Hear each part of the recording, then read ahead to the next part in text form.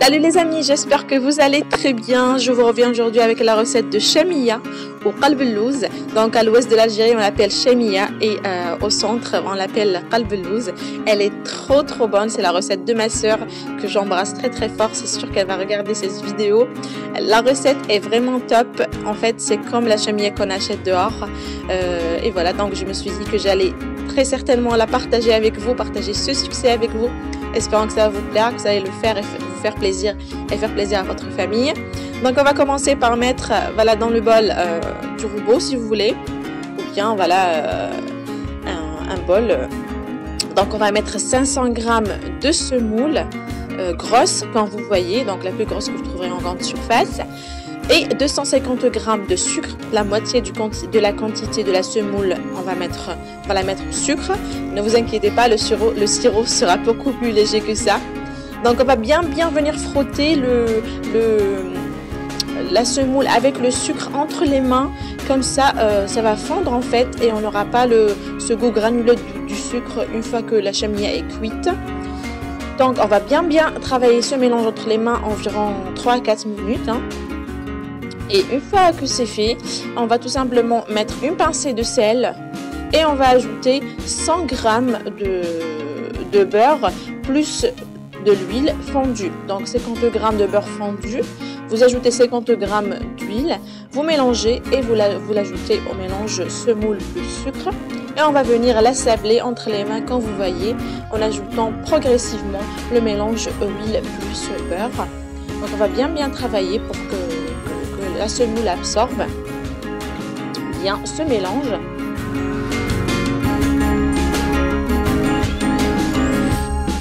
Et voilà, donc une fois que c'est fait, donc la semoule sera bien comme vous voyez, une fois qu'elle a bien absorbé le beurre, elle sera bien, voilà, bien, comment dire, vous pouvez très bien la travailler entre les mains.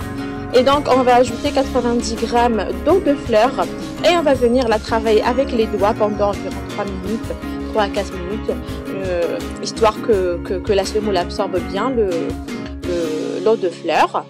Donc 90 g d'eau de fleur, vous trouverez bien sûr tous les ingrédients en barre d'informations comme d'habitude, ne vous inquiétez pas.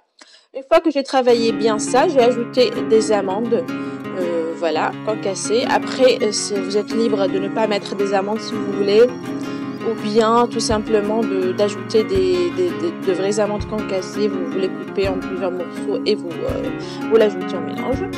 Là, je vais transférer le mélange dans mon plat. Donc mon plat mesure à peu près 25 cm de diamètre, mais vous pouvez bien utiliser un moule plus petit que ça, mais pas plus grand. 20 cm c'est bien aussi. Et je vais venir l'aplatir sur toute la surface de mon moule, comme vous voyez. Appuyez bien avec les mains et on va la laisser reposer pendant environ 1 heure jusqu'à 2 heures, c'est l'idéal. Entre temps on va préparer notre sirop. Donc on va mettre, là j'utilise un petit verre de thé, donc on utilise une mesure de sucre pour 3 mesures d'eau. Ici j'ai utilisé 2 verres de sucre pour 6 verres d'eau.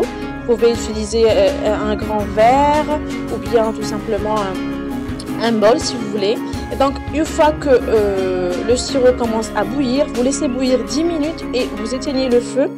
Il ne faut pas en fait que vous laissez trop cuire, sinon il va beaucoup s'épaissir et c'est pas bon pour chemia. Donc une fois que 1 heure et demie ou 2 heures s'est écoulée, on va venir la couper comme vous voyez et mettre des morceaux d'amande. Vous pouvez, une autre fois, je le précise, vous pouvez ne pas mettre des amandes. Et on va la cuire au milieu du four à 160 degrés pendant environ 1 heure jusqu'à 1h10. Comme ça la semoule va bien cuire de l'intérieur et ça va être vraiment trop bon. Donc 1 heure à 1h10 à 160 degrés.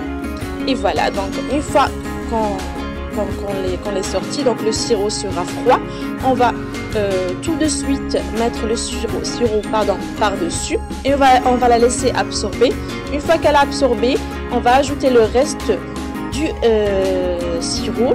Donc comme vous voyez que le sirop vraiment reste sur la surface, il n'est pas très vite absorbé, vous allez savoir que c'est bon, chemia a bien absorbé, elle est prête. Comme vous voyez, Quand vous allez le toucher, la toucher plutôt, vous allez voir que c'est bon, qu'elle a bien absorbé, qu'elle n'est pas dure comme à la sortie du four. Donc là, je vais la redécouper. Voilà, et je vais la mettre au frigo, donc de préférence, mettez-la au frigo pour qu'elle se repose environ 1 heure ou 2, c'est largement suffisant avant de la servir. Comme ça, le sirop va s'épaissir plus, va devenir comme du miel et même la chamilla sera plus facile à manipuler et vraiment beaucoup trop bonne.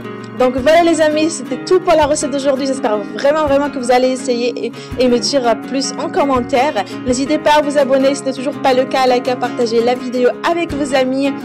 Et voilà les amis, donc je vous dis à Ramadan Mubarak et espérant que vous allez l'essayer pour le premier jour. Et voilà les amis, donc c'était tout. Je vous embrasse et je vous dis à la prochaine sur lovecooking.com. Au revoir.